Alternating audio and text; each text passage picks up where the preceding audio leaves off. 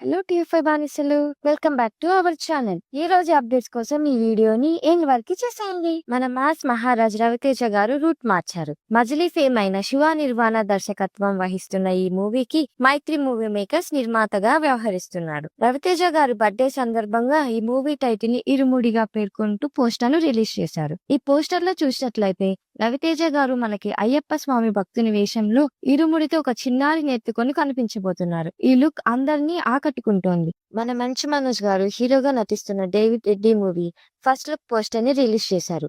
ఈ పోస్టర్ లో మనోజ్ గారు అయితే చాలా భయంకరమైన లుక్ లో దర్శనమిచ్చారు. ఈ మూవీలో నాలోని సరికొత్త కోణాన్ని, క్రూరమైన క్షమించలేని స్వభావాన్ని చూస్తారంటూ సోషల్ మీడియా ద్వారా తెలిపారు. మమ్ముట్టి గారు, మోహన్ లాల్ గారు ఈ ఇద్దరు లెజెండ్స్ మళ్ళీ ఒక ఫేమ్ లో కనిపించబోతున్నారు. ఈ మూవీకి ప్యాట్రియాట్ అనే పేరుని ఖరారు చేశారు. ఈ మూవీలో మమ్ముట్టి గారు ఒక లీడ్ రోల్ లో, అలాగే మోహన్ లాల్ గారు స్పెషల్ పవర్స్ తో కనిపించబోతున్నారు. నయనతార గారు, ఫహద్ ఫాజిల్ గారు కీలక పాత్రల్లో కనిపించబోతున్నారు. ఇది ఒక spy action political thriller. 2026 Padma Shri awards ని ప్రకటించారు.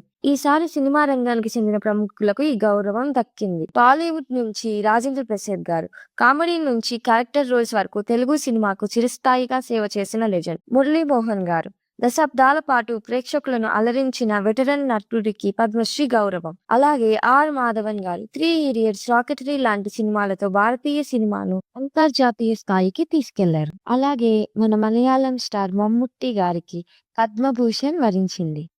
Thanks for watching. ఈ అప్డేట్స్ కనుక మీకు నచ్చినట్లయితే లైక్, షేర్, కామెంట్ చేయండి. మరిన్ని అప్డేట్స్ కోసం ఛానల్ ని సబ్స్క్రైబ్ చేసి బెల్ ఐకాన్ ప్రెస్ చేయండి. ప్లీజ్ సబ్స్క్రైబ్ చేయొచ్చు కదా.